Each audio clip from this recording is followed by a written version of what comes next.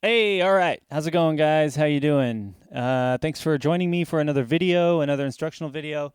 And we're going to look at some stuff with the blues today. We're going to explore the blues form a little bit and explore it a little bit as far as where the form comes from and what it's built on. Okay, so there's a lot of examples of the blues. The blues have been around for a really long time. And when I say the blues, that could actually mean a few different things. It could actually mean the blues form, which is what we're going to explore today, or the blues feel, which is the traditional feel. It started in around the 1870s from African Americans working in the fields as slaves, and it's largely believed to be something that grew out of spirituals and church music and improvisation and call and response type things. There's a lot of stuff around it, but today we're just going to focus on the form. Blues can also refer to the blues scale, which is something that I did explore in earlier videos on guitar and on the keys. So today I'm going to focus on the blues form. I think the blues form is something that is a really beautiful thing and it's really useful. You can adapt it to all kinds of different styles of music because what you really want to look at is just the form itself and how you can improvise within that form, which is something I'll focus on in a later video. So let's see where it started. So the traditional blues form, there are two, and I believe there's an 8-bar and a 12-bar. Today we're only going to focus on the 12-bar blues. But it comes from the old traditional blues that were sung, like I said, in the Deep South, largely in the Deep South, starting before the 1900s. And it's usually an AAB form, okay? And so it's usually... you can go and find so many different examples. I'll put some links in the video here. But Ma Rainey, I found a really good example from Ma Rainey, another cat that I don't know what his name is, but this old timer that was on there playing a guitar and playing those blues riffs that were just like super nice.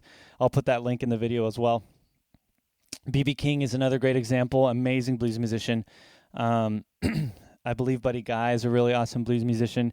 And more recent people that or groups that have used the blues form within a pop context are Tracy Chapman with Give Me One Reason to Stay Here. I'll throw that link in there as well. Rock and Roll by Led Zeppelin, I believe they're another one. You could just do a search online and find so many different songs and so many artists that have utilized this form. That's why I think this is a beautiful form to explore with, especially in the music education situation. So we're going to look at that today. So generally, it's an AAB form. What it comes from is this old tradition where, and if you watch those videos, particularly Give Me One Reason and Ma Rainey, they'll sing one thing, da-da-da-da-da-da-da-da-da-da, sing it again, da-da-da-da-da-da-da-da, and then there's the response to that first statement that was repeated twice, and that's the B section, blah, blah, blah, blah, blah, da-da-da-da. So AAB. So the way that it works, we're going to do it in D major, and I'm going to throw some smart drummer on there from Logic so that you can put it in a little bit more of a musical context and let you know what we're doing. So this is the most basic version. The most basic version is going to go something like this. 2, ready, go. Chord 1.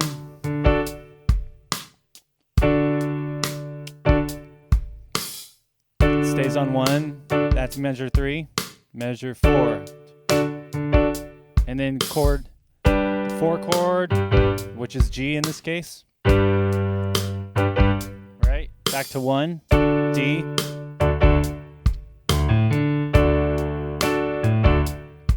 And then 5. Stay on 5. 1.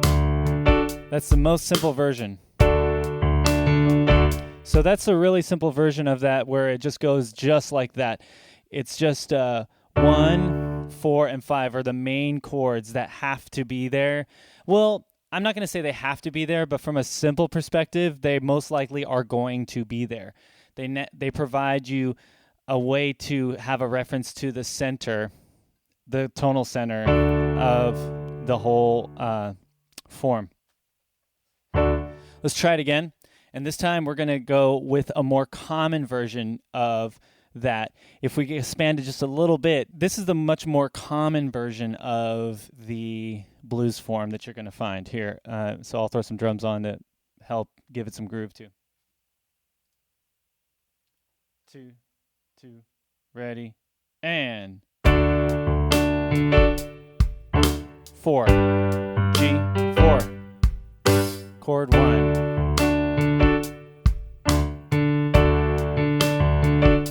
And then 4.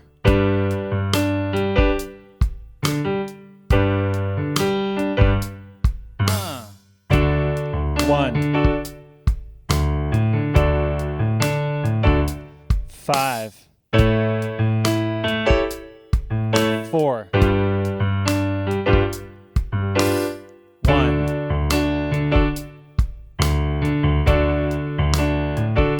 And then top. Right? 4. I'm going to just keep going. Just to show.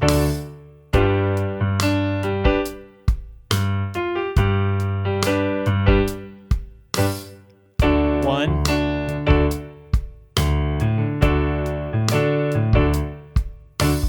5.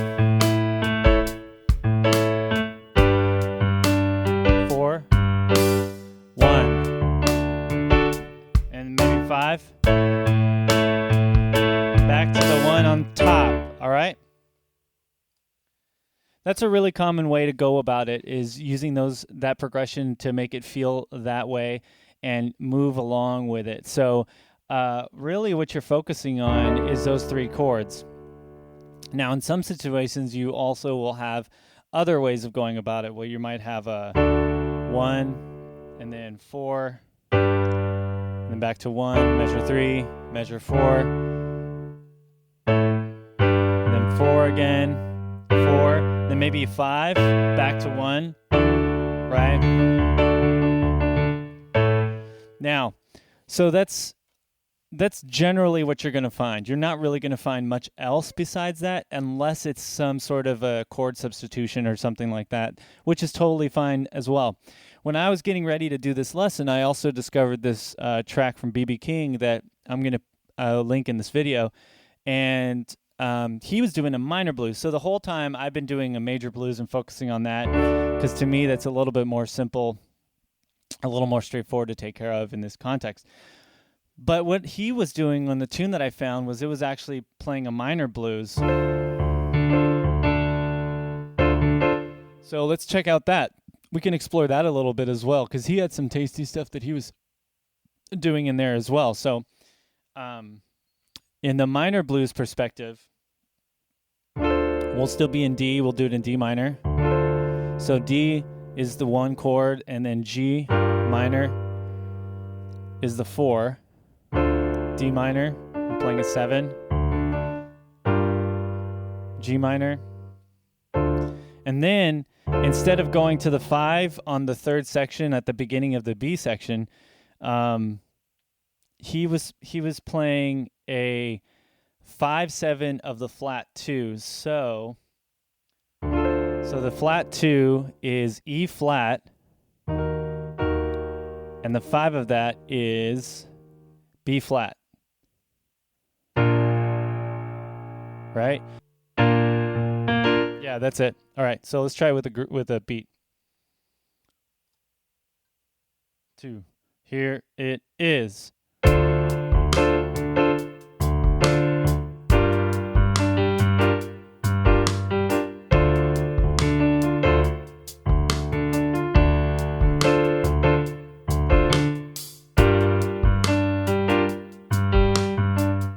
Minor,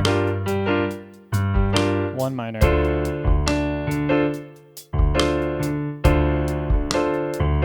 Here's that funky tune.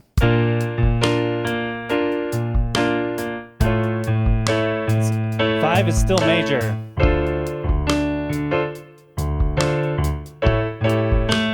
5 is still major.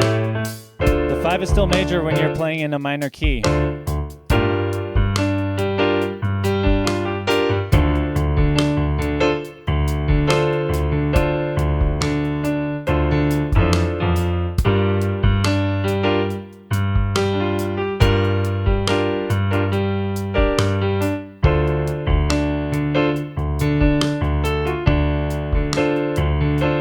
There's that one.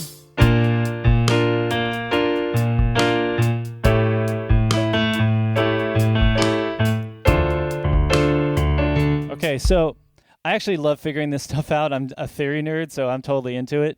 Maybe it's kind of not a fun thing for you because there's a lot there, and I might have moved a little bit too fast, so I'm sorry about that. But the point is that I just wanted you to get an idea of what that whole thing is and what it sounds like. But that's the basic structure, and I'm going to make sure to put in the diagrams, and also you can go to my website. I set up a page on the website where I break down the forms that I'm exploring here and how they work within this context. So hopefully that helps and it gives you an idea of how that all works. I'm going to post some more videos about how they relate to improvisation and what you can do within the context of improvisation. All right. Thanks for joining me. Hope you enjoyed it. Please, please, please don't get overwhelmed. Watch the video again. There's a lot of resources online. Let me know if you have any questions. You can message me directly. Take it easy. See you next time. Thanks.